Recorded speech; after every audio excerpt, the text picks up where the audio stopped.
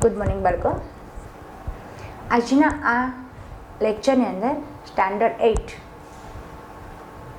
ની અંદર આપણે 11 નંબરનો લેસન લઈએ છીએ, જે બળ, ખેંચાણ, દબાણ, બળ અને દબાણ વિષય ઉપર આ લેસન છે. થોડી અમથું આપણે માહિતી મેળવેલી હતી, પ્રવૃત્તિઓ કરેલી હતી કે કોઈ પણ પદાર્થને ઉચકવા માટે બળની જરૂર પડશે, કોઈ પણ પદાર્થને ધક્કો લગાવવા માટે બળની જરૂર પડશે, એવું આપણે લાસ્ટ લેક્ચરની અંદર જોઈ ગયા હતા. હવે આવશે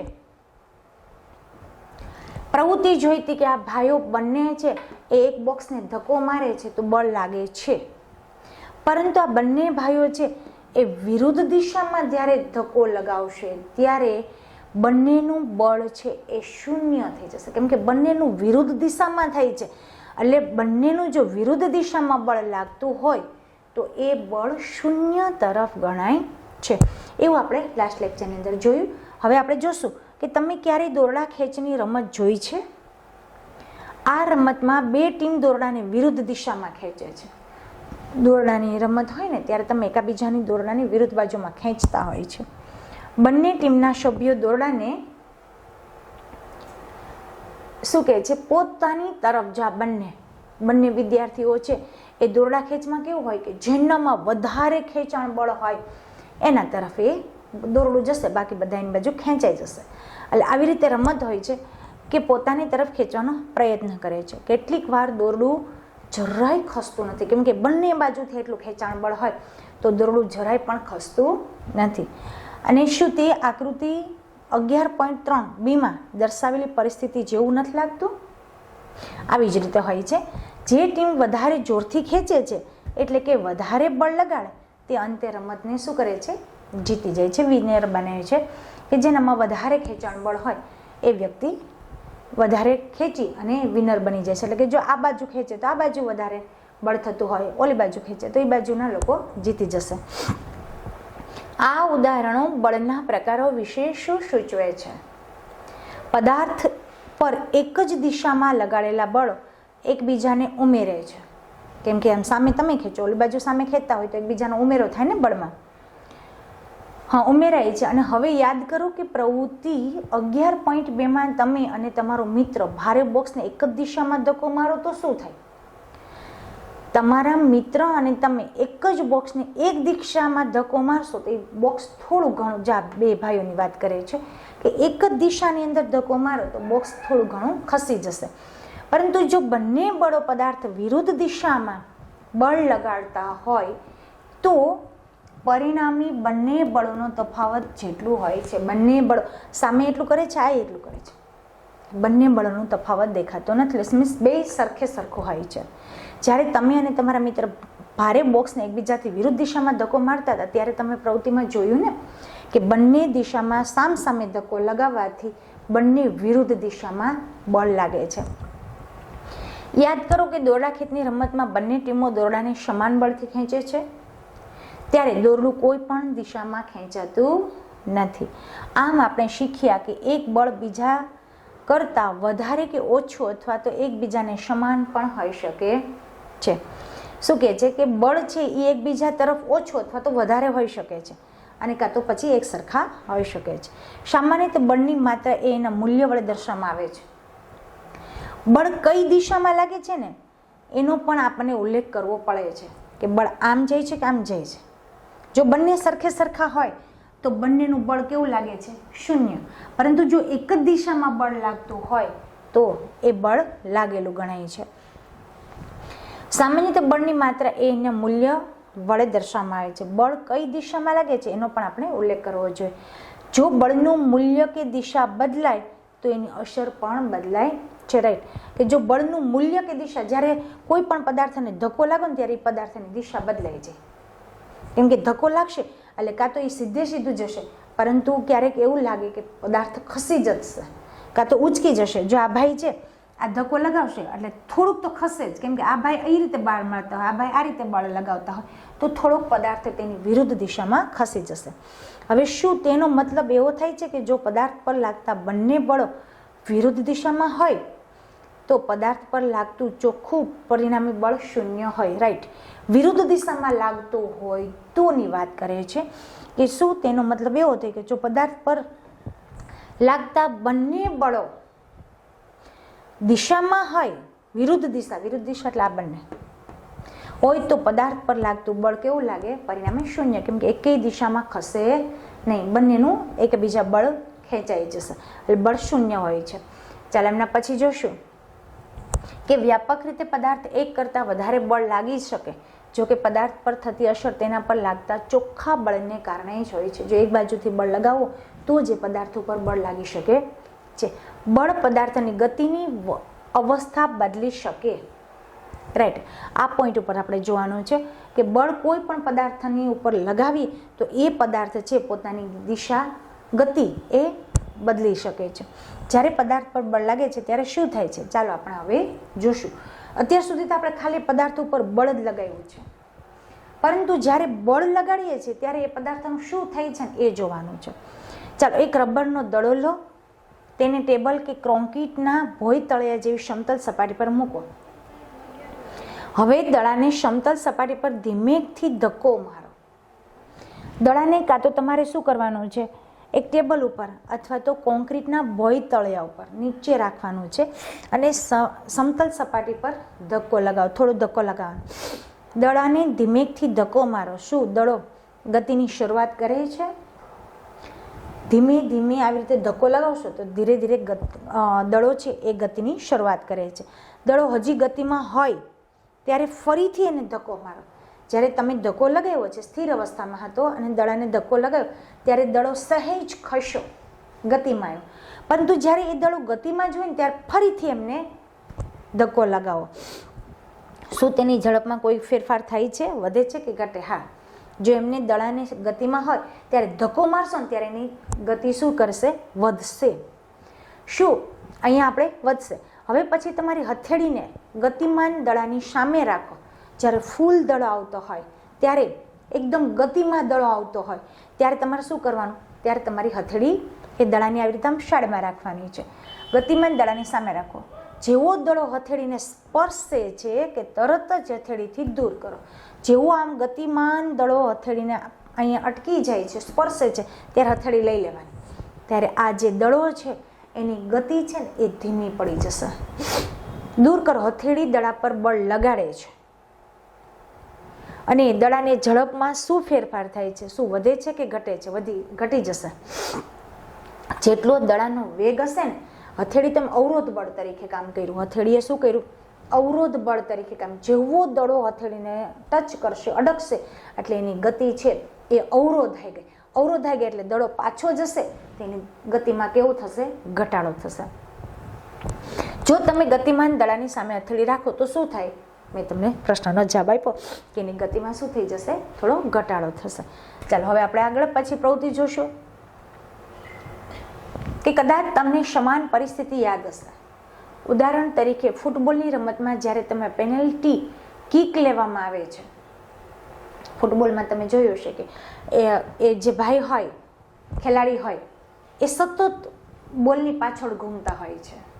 કેમ કે બોલને કિક મારો, બોલ જો રોકાઈ જાય તો આઉટ થઈ જાય, પરંતુ જે બોલને સતત ગતિમાન રાખવો પડે છે એટલે કિક લગાવે છે. જ્યારે ખેલાડી બોલ પર બળ લગાડે છે, બોલને ફટકારતા પહેલા બોલ કેવો હતો? સ્થિર હતો અને તેની ઝડપ પણ કેવી હતી? શૂન્ય હતી.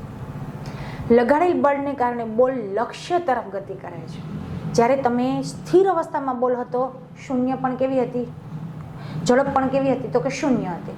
પરંતુ જેવો તમે દડાને બળ લગાડ્યું તરત જ દડો કેવો આવી જાય? ગતિમાં આવી જશે. ધારો કે ગોલકીપર ગોલ બચાવવા માટે કૂદકો મારે છે.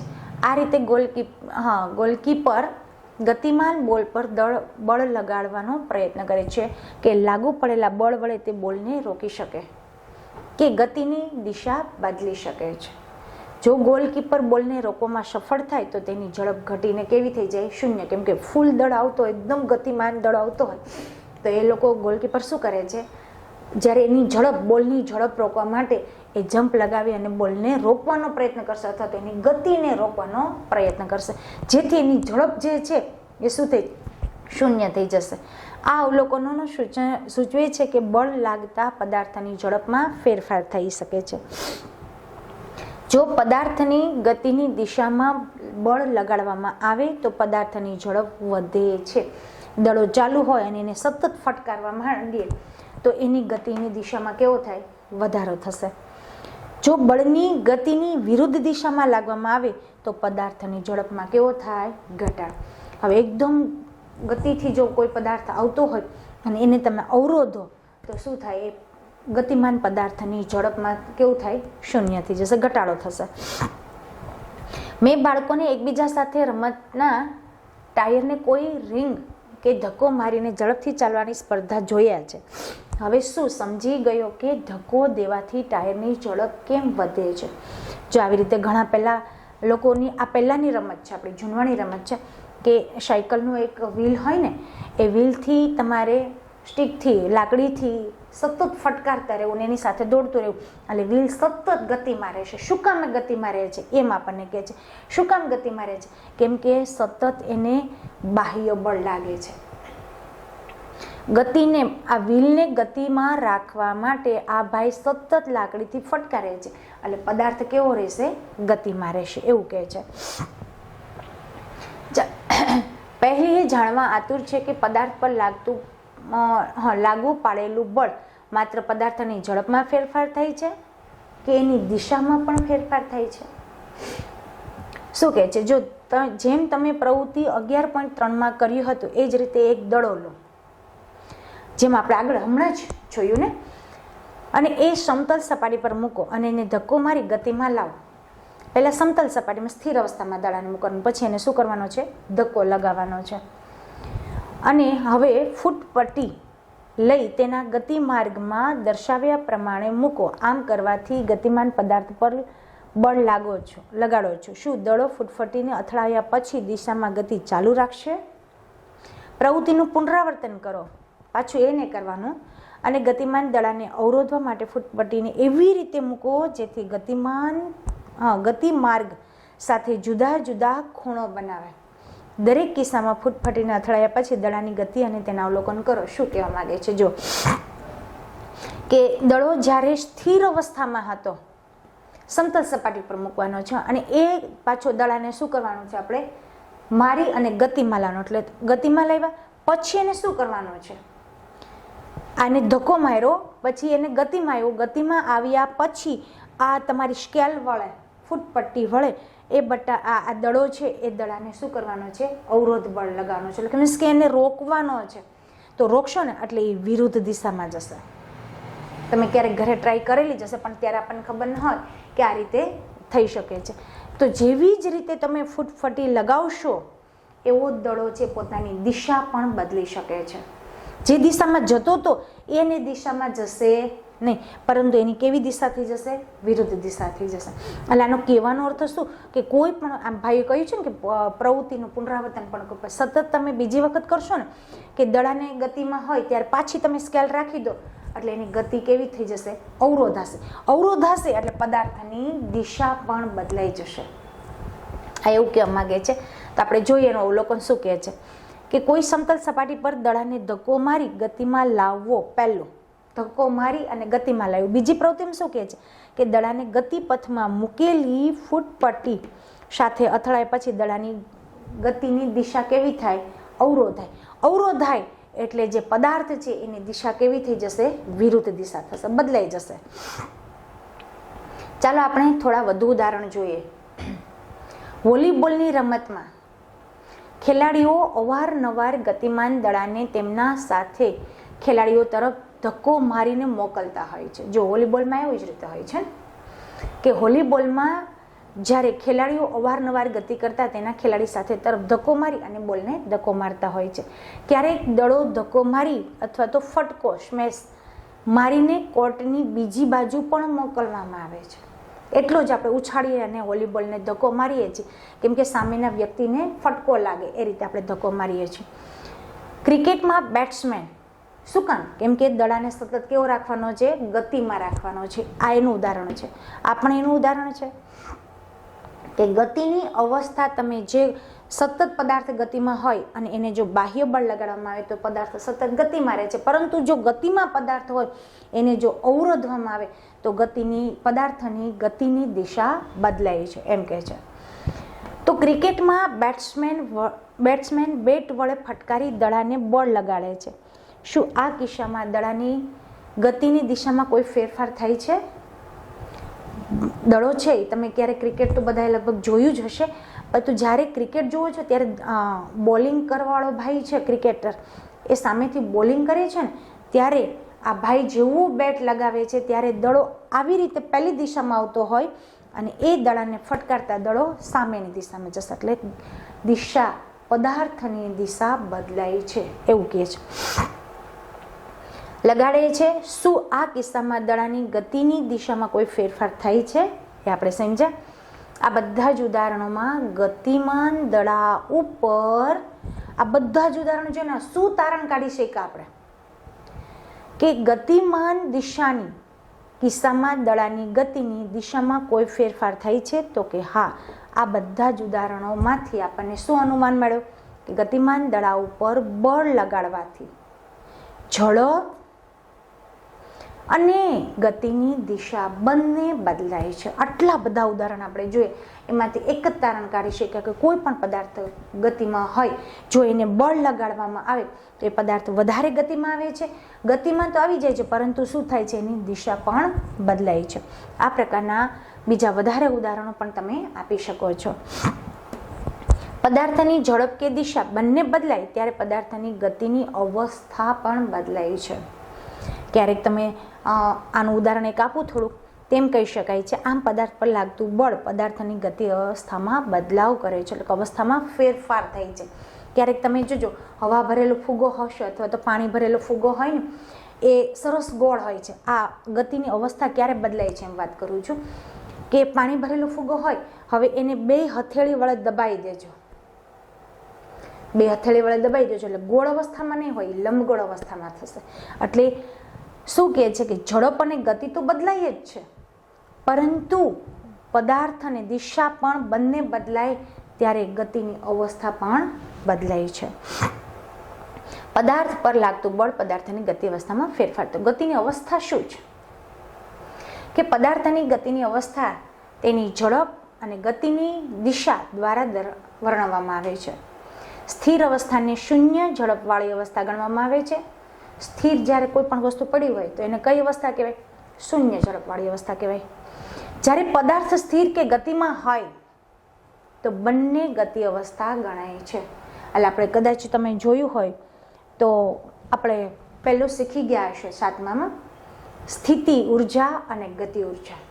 કોઈ પણ પદાર્થ સ્થિર અવસ્થામાં હોય તો સ્થિતિ ઉર્જા કહેવાય. ગતિમાં હોય, પંખો છે એમને હોય ત્યાં સુધી આપણે સ્થિર અવસ્થા કહીએ છીએ. જ્યારે એમ બરોબર ઓન કરીએ ત્યારે એ ગતિમાં આવી જાય છે. એટલે બંને સ્થિર અને ગતિમાં હોય તો ગતિમાં અવસ્થા બંને ગતિ અવસ્થામાં કહેવાય છે. શું આનો મતલબ એવો થાય છે કે બળ હંમેશા પદાર્થની ગતિની અવસ્થામાં ફેરફાર કરશે? ચાલો હવે આપણે એ પણ પ્રશ્નનો જવાબ આપી શકીએ. આપણે સામાન્ય અનુભવ છે કે ઘણી વખત બળને કારણે પદાર્થની ગતિની અવસ્થા બદલાતી નથી. અહીંયા આપણે શીખ્યા કે પદાર્થ ઉપર બળ લગાડો ને તો એને ગતિ અને દિશા બંનેમાં ફેરફાર. પરંતુ ઘણા પદાર્થો એવા હોય છે કે જેને ખૂબ જ બળ લગાડવાથી કોઈ પણ પદાર્થમાં ફેરફાર થતો નથી. એ બળના દળને આધારે હોય છે. યાદ રાખજો, હું બોલું છું કેમ કે એ બળ જેવું તમે લગાડો છો પણ એ પદાર્થના દળ ઉપર આધાર હોય છે.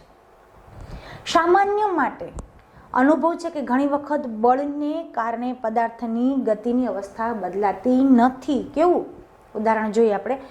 એક ભારે બોક્સ તમારી તાકાત હોય એટલું બળ લગાડવા છતાં પણ ખસતો નથી. જો બળ લગાડો તો આપણે એવું જોયું કે બળ લગાડીને ત્યારે ગતિ અને દિશા બંનેમાં ફેર.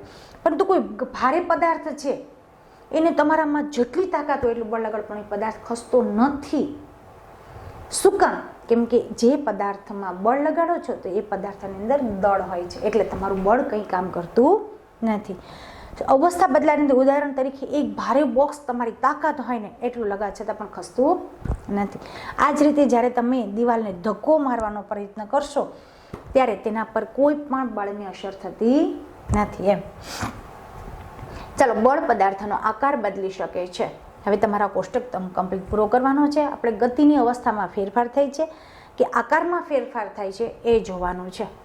કે કોષ્ટક 11.2 કોલમ 1માં થોડી એવી પરિસ્થિતિ આપેલ છે કે જેમાં વસ્તુઓની ગતિ કરવા મુક્ત નથી.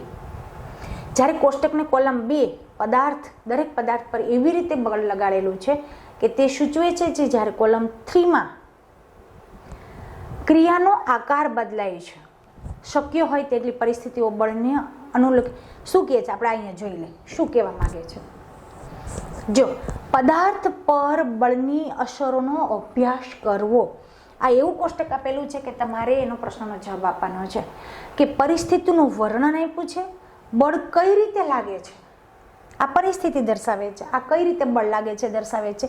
અહીંયા તમને આકૃતિ બતાવી છે અને અહીંયા બળની ક્રિયા છે કે ગતિની અવસ્થામાં ફેરફાર થતો હોય તો હા કહેવાનું, ગતિની અવસ્થામાં ફેરફાર ન થતો હોય તો ના કહેવાનું, આકારમાં જો ફેરફાર થતો હોય તો હા કહેવાનું અને આકારમાં ફેરફાર થતો ન હોય તો ના કહેવાનું છે. કોષ્ટક એકદમ ઇઝી છે સાવ, કે પ્લેટમાં રાખેલા લોટનું કણપ આપણી શું છે પરિસ્થિતિ છે કે તમે લોટ બાંધતા હોય ત્યારે શું એમાં બળ કઈ રીતે લાગે છે, હાથ વડે નીચે તરફ દબાવવાથી. ઘણી વખત લોટ બાંધ્યો હોય તો ઘણી વખત ઘરે મમ્મી જ કામ કરતા હોય પણ ક્યારેક આપણે પણ રસોડામાં ગયા હોય તો ખ્યાલ આવી જાય કે શું કહેવા માગે છે કે આપણે જ્યારે લોટને બાંધીએ છીએ ત્યારે લોટને ઉપર નીચે દબાવવાથી ગતિમાં નહીં આવે, લોટ ગતિમાં આવશે નહીં, આમાં કોઈ ફેરફાર પડશે નહીં. તો આમાં ફેરફાર પડશે તો કે હા, નામાં કંઈ આવે નહીં તો કે હા ભાઈ જેમ દબાવશું ને એમ લોટના આકારમાં ફેરફાર થશે. સાયકલની શીટમાં જેટલી સ્પ્રિંગ, જડેલી જે સ્પ્રિંગ હોય ને સાયકલની સ્પ્રિંગ, એ સીટ ઉપર બેસવાથી ક્યારેક નીચે દબાય છે, ક્યારેક ઊંચી આવે છે. જેવી રીતે આપણે સાયકલ ચલાવીએ છીએ ત્યારે એ સાયકલની સ્પ્રિંગ છે એમાં ઉપર નીચે થશે તો આમાં ગતિમાં કંઈ ફેરફાર થશે નહીં, આમાં કોઈ પણ ગતિમાં ફેરફાર થશે નહીં. આમાં આકારમાં તો કે હા, પહેલું ઊંચું એટલે કે લાંબો આકાર હતો, પછી જ્યારે એમના ઉપર પ્રેશર આવશે, જ્યારે આ ભાઈ સીટ ઉપર બેસે ત્યારે એનો આકાર નીચો થઈ જશે, એટલે આમાં પણ આવશે.